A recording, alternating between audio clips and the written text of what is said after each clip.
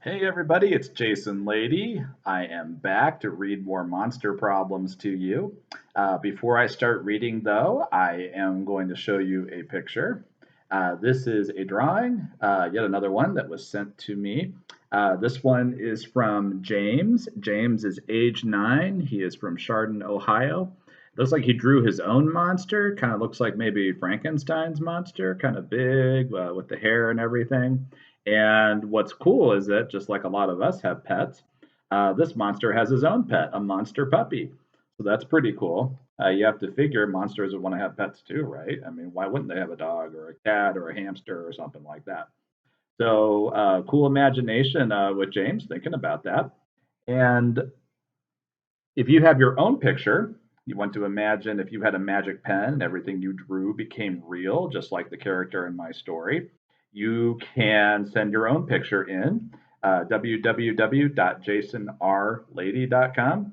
Submit your drawing there, and I can feature it here on YouTube, or I can post it on my social media. So you might see it show up either place if you choose to send that in to me. So please do that. I love to see what your imaginations create and experience some of your creativity as well. So let's move on to reading more monster problems. Let me find where I was.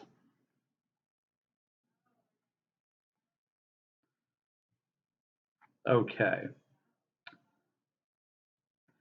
Hey, how can you be so calm about this? I asked him. Brad, he said, shaking his head. You're always getting so worked up about stuff. Life is a series of challenges. Some are normal, some, like yours, are really strange. But that doesn't mean we shouldn't react with anything less than a cool, thoughtful attitude. I see what you mean, I told him. But what should I do? This person isn't meeting me until lunchtime. What if the Daily Destroyer goes after Daily before then? That's a risk you're going to have to take, my friend, Quentin said. Trust Daly that he's smart enough to take off if he sees this thing coming his way. Say, what will the Daily Destroyer do to your brother anyway? I had my head down on the desk, wanting to go to sleep and forget about this nightmare day. But Quentin's question made me pull my head up suddenly. What do you mean? I asked. Well, you've never really said what the Daily Destroyer will do to Daly. I mean, will he blow him up, kidnap him, and lock him in a cave? Eat him? How does your Daily Destroyer destroy Daly? I realized I'd never thought about that part. When I had drawn the Daily Destroyer, I wrote down what it looked like and some things about leaving orange slime around and smelling like rubber tires, and I had it drawn with a general mission get rid of Daly. But I never thought about any specific method that it would use to do that. I was just mad at Daly and drew up something horrible to destroy Daly for me. I have no idea, I said. Come on, Brad, Quentin said. You drew this thing. Surely you have some idea. No, I don't. I never really thought about it. Great, Quentin said sadly. Not only do we not know when the Daily Destroyer will make its move, we don't know how it's going to do it. What a messed up situation, man. Tell me about it, I groaned. Mr. Octagon, my favorite teacher, by the way, that's only natural, I guess, since he's my art teacher, finally got the class started. He declared it was free drawing day. There was huge excitement in the room. Everyone loved free drawing day because it basically meant they could do whatever they wanted and not worry about getting a bad grade. I usually loved it when Mr. Octagon announced free drawing day because it was open time during school hours. I could just draw to my heart's content. But today, the whole idea made me depressed. While some of the kids in the class were obedient and started drawing, and others did homework, and others talked and messed around, I just sat there and stared at a blank sheet of paper in front of me. Mr. Octagon seemed to notice this and walked over.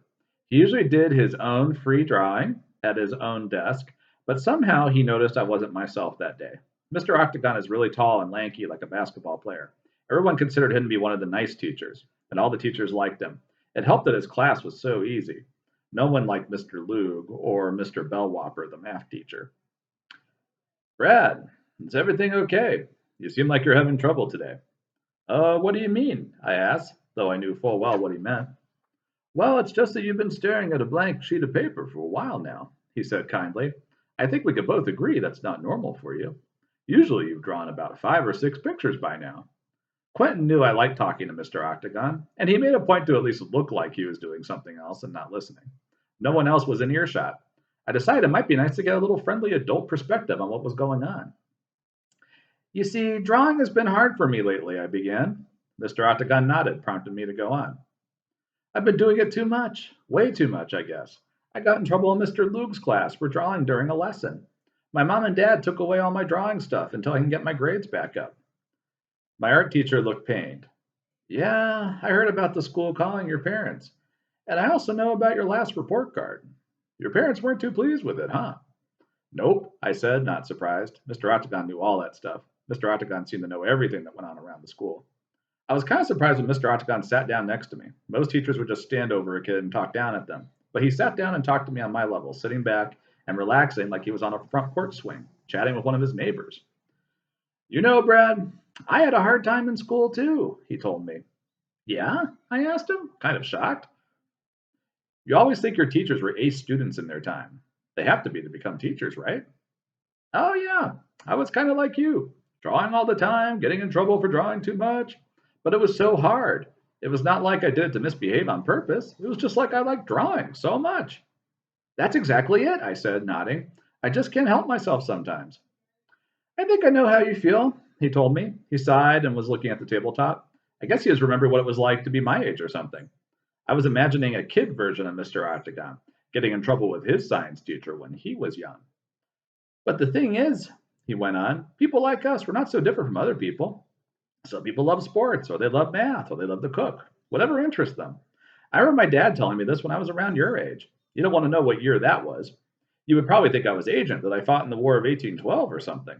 But this is what my dad told me, that everyone in life has a gift. A gift, maybe one, maybe more than one. What it is really isn't important, it's what you use it for. Like having superpowers, I realized, like how Superman could have been a bad guy if he wanted to. Right, he said. Superman could rob any bank he wanted, probably take over the world, but he didn't. He used his powers for the good of all mankind. And that's how it is with regular people, too. Even guys like us who can draw really, really well. And if you neglect the rest of your education because you're using your gift a little too much, then you're not using your power for good. I frowned, getting kind of confused. I don't understand, I admitted. Trust me when I say this, Brad, he told me. You can't go into life only knowing about one thing and doing absolutely nothing about other stuff. Drawing is what you love to do. It's what you're good at. That's great. But you need to know about math and science and history and all that other stuff. It comes in handy, believe me. He leaned forward and began playing with a pen in one hand, twirling it as he talked. Being well-rounded now and getting good grades is how now can help you become a professional artist of some sort someday. It can help you go to art school and things like that. But if you're just a guy who's good at drawing and never pays attention to anything else, you'll have a much harder time doing what you love to do in the future. Does that make sense? Sorry, I'm talking so much. It's okay, I told him. And yeah, I think it does make sense. Actually, to be honest, my mom and dad told me stuff like that before. But it's hard to listen when it comes from your own parents. Sometimes I guess you need to hear stuff from other people. It's weird how that works, but I guess that's just how life is. Mr. Octagon went back to his desk. The other kids would probably think I'm a big teacher's pet for the little one on one discussion he and I just had, but I didn't care. I really appreciated Mr. Octagon leveling with me. I never thought about using my drawing for good or for evil. I didn't know there was a choice. But thanks to the magic pen, I realized that some power had been dropped into my hands, and I had chosen evil. The Daily Destroyer was a rotten thing to think of and draw, and thanks to me, it was roaming around, maybe doing who knows what to my little brother. I felt awful. I spent the rest of the art class doodling and talking to Quentin about this or that, and thinking, too. I had made a bad choice. Maybe I can make things right. The question was, how? The next class I had to go to was Mr. Luke's class. Right when I walked in, Charlie, one of the jerks from my homeroom, immediately started with the jokes. Hey, Brad, he called to me as I sat down. Try not to get thrown out of the class today, huh? Draw me a picture, Brad, another kid mocked me. I'll frame it and shine a light on it and put it above my fireplace. Hey, Brad, a girl named Susie called. I heard you've been talking to your imaginary friends. Can you introduce us to them? I felt my face get red. I hated it when the mean kids could make me turn red. I tried not to look at any of them and just sat in my seat. Quentin wasn't in science class with me, so I had no support at all. A few of the kids weren't laughing, but they also didn't stick up for me either. I was surprised when Mr. Luke spoke up. Settle down, everyone, he growled, getting up from behind his desk and looming over all of us like a skyscraper. Today we're going to talk about molecules. At first, I thought maybe he was sticking up for me a little bit. Maybe he felt sorry for me. Maybe he saw a kid getting picked on and decided to put a stop to it. But no, he was just getting class started, I guess. He was walking around handing back a test from earlier in the week. Mr. Michael, he said softly to me, I had a great conversation with your mother and father yesterday. I trust that now we'll see some improvement in your behavior. I just stared at my test and didn't look up at him. He grunted and walked off. I should have known better to think Mr. Luke would stick up for me. I think he doesn't really like me, and he sure doesn't like my drawing at all. He made that pretty clear the day before. He had told me I wouldn't get anywhere in life drawing. That hurt my feelings, I guess, but it didn't really bother me anymore. Mr. Octagon seemed to think the drawing was just fine, and I figured Mr. Luke and Mr. Octagon couldn't both be right. One of them had to be mistaken, and my gut feeling was to believe what Mr. Octagon said, naturally. Chapter 5. The Girl That No One Notices. Lunch rolled around. I hadn't heard any news about anything happening in the daily. No frantic person from the front office or my parents had stormed into Mr. Luke's class to tell him my little brother had been kidnapped or eaten or anything equally terrible. So I figured the daily story hadn't made its move yet. But why? What was it waiting for? What was it planning? As my science class lined up and went into the cafeteria, we heard kids coming the other way talking. You see, there's an earlier lunch period called lunch 1 that's before my lunch period, which is lunch 2.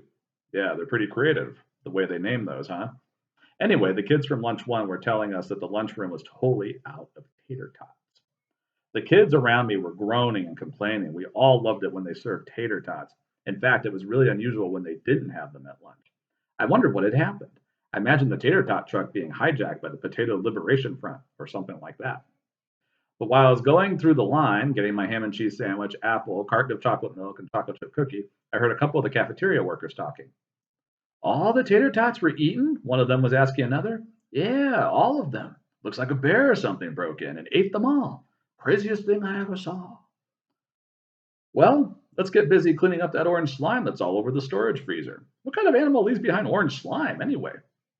I walked out of the line, my hands trembling as I tried to hold on to my tray. I knew what kind of animal left behind orange slime. It was green, it smelled, it had octopus fingers, and it was nasty. The Daily Destroyer had paid the cafeteria a visit sometime after homeroom. I remembered it saying it hoped my school had tater tots. I guess it had a little snack this morning. This just made me even more determined to stop the Daily Destroyer, that and get some answers. Since homeroom, I've been dying to get to lunch to find out who the mystery note writer was, who knew about the magic pen and could see the Daily Destroyer just as well as I could. Whoever it was, they had said to meet at the blue table. You see, all the lunch tables at my school are brown, except for this one lonely blue table. It's always in a corner by itself. Kids who are even more unpopular than Quentin and I sit there. Kids who have no friends at all, either by choice or because they've been forced into that situation. From across the room, I spotted a scattering of kids sitting over there, all looking at their lunch trays, eating and minding their own business. Quentin came up next to me, his lunch tray in hand. His tray was already piled high with cookies and sandwiches he mooched off other kids. Want me to go with you, man? He asked. I shook my head. Just hang back. Stay in sight, but don't come with me. I don't want to spook whoever this is into not talking to me. They only want to meet with me. Okay, he told me, but if you need me, just call, okay? Good old Quentin. I can always count on him. He said, good luck, and sat at a table near the blue table. I kept on walking toward it. The kids seated there were making a point of ignoring me. There were 2 boys and 3 girls, all seated far apart from one another. Some of them ate, some of them stared off into space. One had an MP3 player and was bobbing his head to the music. I decided just to sit down and see what happened. I sat on one far edge. I looked back at Quentin and saw that he was watching. He made a, what's going on gesture. I shrugged my shoulders in reply. Great, was my one hope of resolving this mess going down the tubes? Then I heard a voice whispering to me from the opposite corner of the table. Hey, Brad, a girl's voice said, come down here. I looked to see a girl wearing a light blue sweatshirt with the hood pulled up. That alone marked her as pretty weird and worthy of sitting at the blue table at lunch. I mean, who goes around with a hood up when they're inside? She was gesturing for me to come over. Looking around and seeing no one watching, I moved down to sit across from her. This was really odd. There's all the obvious weird stuff, but then there's the fact I was going to eat with a girl. I'd never done that in my life. Guys like me usually don't eat with girls, and they don't eat with us. It's one of those unwritten rules of middle school society. I tried to figure out who she was. I mean, I'm not best friends with everyone at the school, but I figure I know what a lot of the kids look like. Even the kids in other grades. Our school is small enough so you can do that. But from what I could see of this girl's face, which wasn't much because she had her blue hood up, I could tell I'd never seen her before. As far as I knew anyway, she had blue eyes that sparkled in the shadow that her hood cast across her face. Her hair was totally hidden and a mystery to me. For all I knew, she was hiding a pink mohawk under there. Hi, I said. You know my name. Yes, I do, she replied. And you don't know mine. She was totally calm. You wouldn't know this was a big secret meeting or anything. I was kind of freaked out. After all, not only was this girl someone who could maybe help me solve the big Daily Destroyer mess, but she was a girl, and I was talking to her. And like I said before, that was not normal for me. So, what's your name then? I asked. It seemed like she was waiting for me to ask her name. I have a name, she said, her eyes looking around the room, but it is not important now. For the time being, you may call me Blue Hood. I felt my eyebrows go up. It's not every day you meet someone who asks you to call her Blue Hood. In fact, I'll bet it will never happen again in my whole life. Okay, Blue Hood, I said. How did you leave that note for me in my homeroom? She shook her head, smiling. Silly Brad, I'm in your homeroom. Okay, so this was just getting weirder and weirder. If there's any group of kids I know pretty well, it's the kids in my classes. My classes include homeroom, and I'd never seen Blue Hood in my homeroom class ever. Well, that's kind of funny, I told her. I've never seen you. She smiled again. For someone so mysterious, she smiled a lot. You don't really expect mysterious people to smile a lot. You expect them to frown and wear disguises and hang around in the shadows. This girl was sitting in a school cafeteria in broad daylight, wasn't really wearing a disguise. I don't think having her hood pulled up and naming herself after it really qualifies as a disguise. I'm really good at not being noticed, she told me. I guess so, I said. I mean, I'm usually drawing and not paying attention. Maybe that explains it. She suddenly leaned forward. So was I right? You have the magic pen? And that's where we're going to stop for today. Another installment will come out tomorrow. Remember, if you have a drawing and you want to submit it on my website, www.jasonrlady.com, imagine that you have the magic pen and everything that you draw is going to become real. What would you draw? Submit it to me and I will feature it here on YouTube. And I may put it on my social media as well, Instagram, Twitter, and Facebook.